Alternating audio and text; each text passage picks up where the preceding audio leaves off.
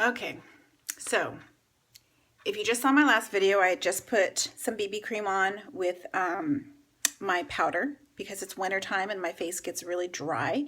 And so I wanted to make sure that my face is really moisturized. So using those two together really helps, especially on the dry spots. But if you're looking at me and you're going, hey, what's wrong with this girl? Yeah, let's talk brows. Okay, so I did this brow with our brow gel, which is this little guy, and then our brow liner, which this comes with a cap, but if you know me or you know anything about me, I'm the biggest klutz in the world. Biggest.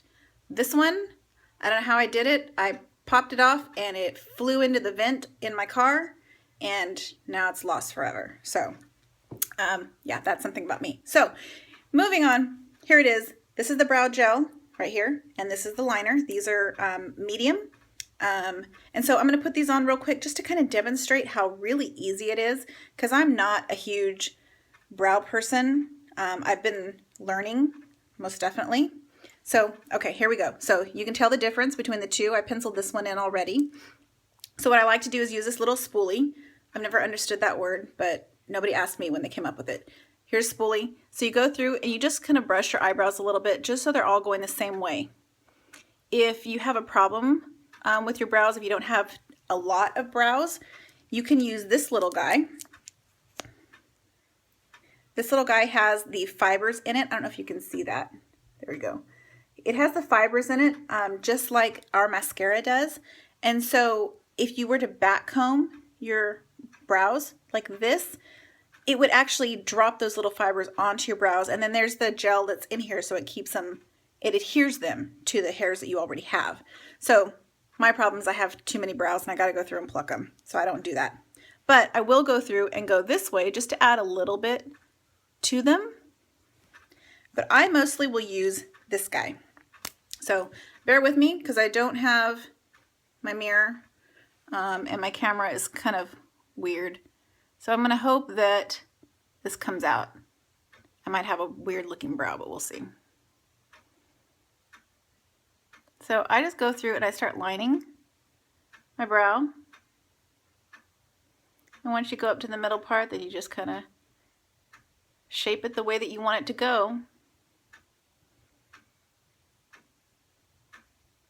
Sorry, I was trying not to use my mirror on the side over here because I wanted you to be able to see what I'm doing, but maybe that's better. So I'm just lining the bottom, little strokes, and then once I get it the way that I think I want it, then I go back over it with this little guy, and looking at the two of them, I think I have one that's a little too light, but that's okay because for right now, we're just going to do it this way. It is what it is. It takes practice.